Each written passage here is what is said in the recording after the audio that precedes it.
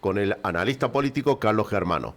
Carlos Germano, Eduardo Germán y Daniel Quintero los saludan. ¿Cómo le va? Buenas tardes, gracias por atendernos, amigo. Hola, ¿cómo andan, amigo Eduardo? Hola, Dani, ¿cómo Carlos. están? ¿Todo bien? Un éxito, un éxito. Acá todo tranquilo, mirando las cosas como pasa. Ya, De vacaciones de invierno están. eh, Sí, hemos tenido acá, Carlito. a ver, que exista otra provincia en el mundo, que exista otra provincia en el mundo este que tenemos que le den tres Es muy bueno. No, así está la educación en la Argentina. y así están los reclamos de plata a Milei también, ¿no? Exactamente. Para mantener. Hablando de todo esto, ¿cuál es la situación o qué se ve con el tema esto del reclamo de los gobernadores? Que esta semana hay mucho silencio, Carlos. Yo creo que fue una sesión muy dura, una sesión, digamos, donde indudablemente la mala praxis legislativa de parte del gobierno se vio. Es muy difícil, al no tener política parlamentaria, este tipo de situaciones como la que vivió el gobierno nacional. Indudablemente creo que ahora estará empezando unas negociaciones muy importantes. Algunas serán públicas, otras no serán públicas, pero que indudablemente van a tener que trabajar mucho. Creo que los gobernadores marcaron cancha, encontraron campo propicio. Vuelvo a repetir, hay muy mala praxis, y las crisis políticas que después se desató entre el presidente y la vicepresidenta, creo que fue consecuencia de que esto venía de un tiempo largo. Es muy difícil en un país y en una república que el presidente no se hable con la vicepresidenta y que la vicepresidenta no tenga ningún tipo de contacto o información de lo que sucede en el Poder Ejecutivo. Bueno, acá está la respuesta de lo que pasó la semana pasada, donde me hizo acordar en términos futboleros lo que fue el partido Argentina-Colombia cuando Colombia ganó 5-0 en el estadio de River. Sí. En este momento. Bueno, esto fue lo que pasó, digo, cuando afloran las internas y bueno, se generan crisis políticas como la que se está viviendo hoy a nivel institucional entre el presidente y la vicepresidenta, donde a su vez no hablan directamente, se manejan por discursos fuertes del presidente o donde la vicepresidenta responde por redes sociales. Bueno, las consecuencias están a la vista. Me parece que ahora viene otro tema muy importante, es que esto pasa todo a la Cámara de Diputados y el gobierno nacional y fundamentalmente el presidente de la Cámara de Diputados va a tener que construir una mayoría para poder sostener el veto, el cual el presidente de la República manifestó públicamente que iba a vetar al menos todo el tema que tenga que ver con el tema jubilados, todo el tema previsional y el tema discapacidad, porque eso afectaría profundamente toda la política económica del equilibrio fiscal. Pero bueno, ahora tienen que empezar a trabajar seriamente para poder construir nuevamente una 86 votos, y este me parece que es el gran trabajo que deben estar, imagino yo, haciendo ya en este momento, y donde creo que el diálogo va a ser parte esencial para poder ponerse de acuerdo. Carlos, ¿cómo te va? Daniel te saluda. Gracias, Dani. Bien, todo bien. Vos decías recién esto de los gobernadores mostraron los dientes, pero también mostraron los dientes, pero da la sensación de que muchos muestran los dientes poquito más para después ir a negociar, porque después encontramos que algunos gobernadores, por ejemplo, lo usamos recién con Eduardo, Silioto, el ejemplo más claro. No arrancó, no fue al Pacto de Mayo, no se hizo ver en ninguna reunión, siempre bastante crítico del gobierno nacional, y de repente empezó a aparecer en las fotos con Franco, con otros gobernadores. Hay una cuestión de los gobernadores de ladro un poquito, entre comillas, ¿no? Pero después voy y arreglo. Mira, si vos revisás la historia de los últimos 40 años, Sí, fue siempre así. en general los gobernadores siempre terminan hablando, dialogando, con los gobiernos de turno, con los distintos gobiernos de turno. Bueno, es lógico que así sea porque todo el sistema tributario argentino está armado de esa manera. La política argentina nunca se animó a discutir seriamente lo que se había planteado en la reforma del 94, que es una nueva ley de coparticipación federal, que es una de las grandes deudas pendientes que estamos teniendo en la Argentina. O sea, se llenan de boca de hablar de federalismo, pero digamos todos seguimos trabajando y pensando en el centralismo porteño.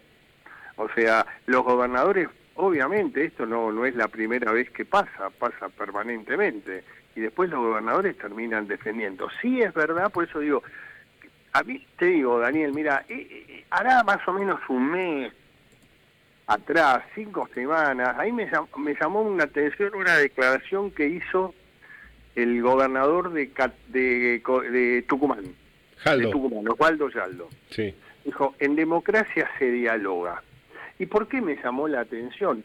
Porque creo que el gobernador tucumano fue el más audaz de muchos de los gobernadores que están cercanos al gobierno. Osvaldo Jaldo rompió el bloque de Unión por la Patria. Sí.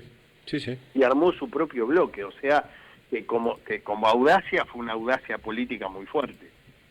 Cuando vi eso dije, uy, indudablemente acá hay alguna situación que no está cerrando, y bueno, y se vio claramente después de lo que pasó la semana pasada en el Senado, previa reunión en el CFI, y yo creo que ahora viene el juego donde van a tener que empezar a funcionar las espadas políticas, y fundamentalmente acá hay un rol muy importante, el hombre más político que tiene este gobierno, que es el jefe de gabinete Guillermo Francos.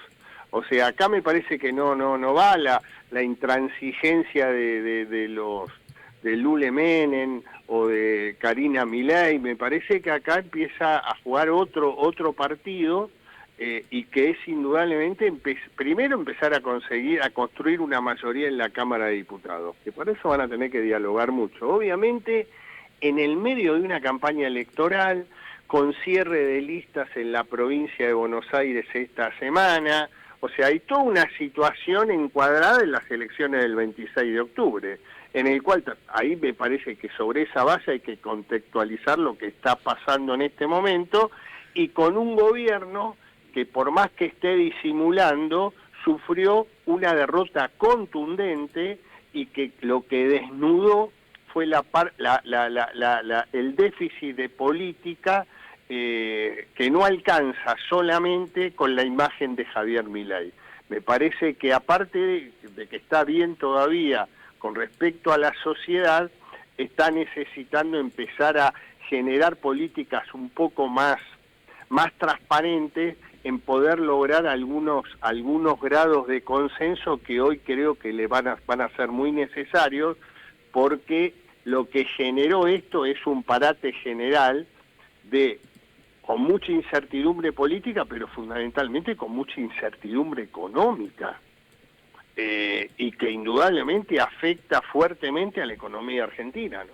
Sí, y encima con nuestra economía que está atada a nada, porque ayer el doctor Sapsay marcaba como una cuestión secundaria, pero después se transformó en primaria, el tema de la relación entre el presidente y la vicepresidenta, que repercute en la credibilidad de un país, que nosotros estamos pidiéndole que vengan los capitales a invertir, y están peleados las dos personas más importantes del poder central.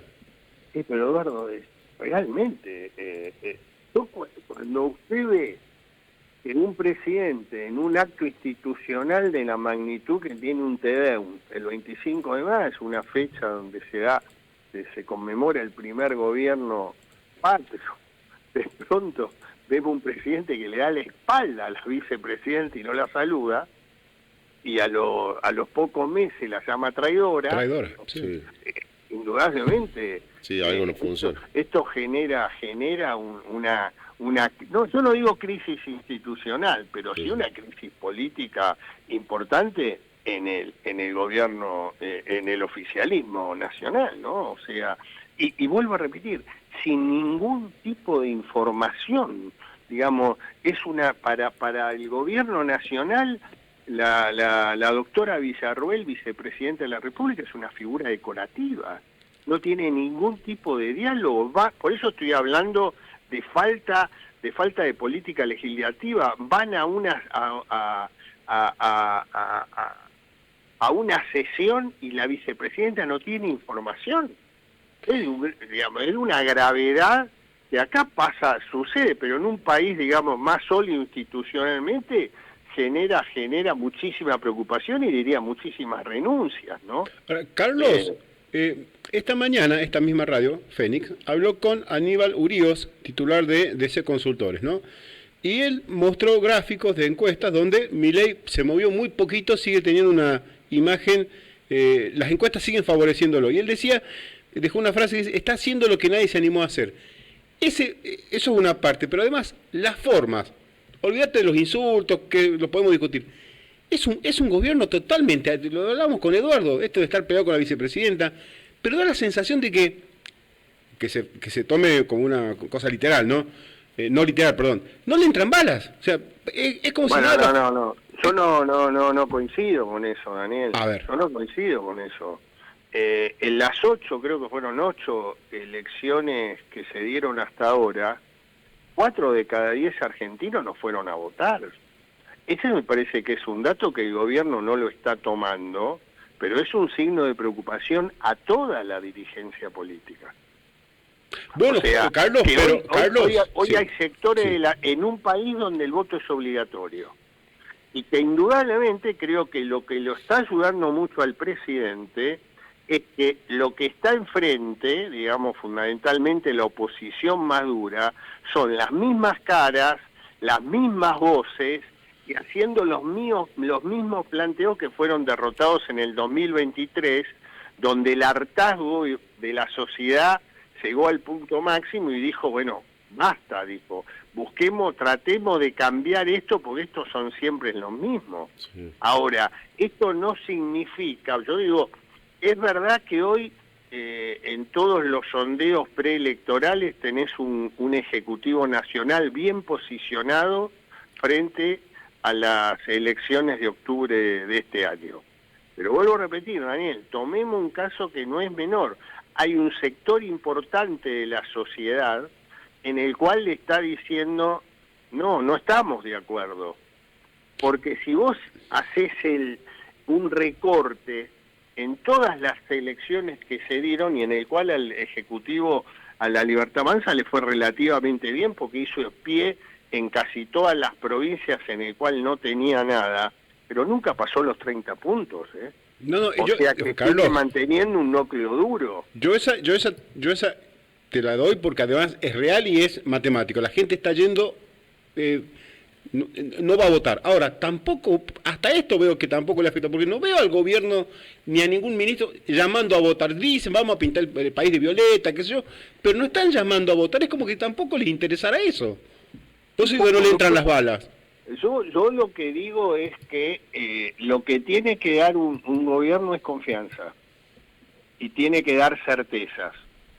En situaciones donde se profundizan diferencias en el propio seno del gobierno, en el cual no hay ningún tipo de diálogo, no, es peor todavía que el presidente la llama traidora a la vicepresidenta, sí. Creo que eso yo coincido con lo que planteaba Eduardo, que planteaba el doctor Sapsay. Sí.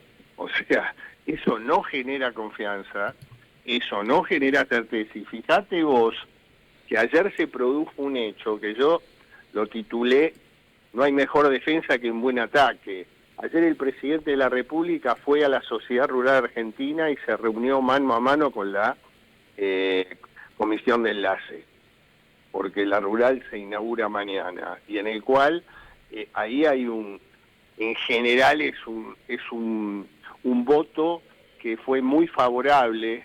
El 19 de noviembre el campo argentino en general votó masivamente a Javier Milei el 19 de noviembre, pero que indudablemente hoy están en una situación donde hay mucho enojo con todo el tema de retenciones.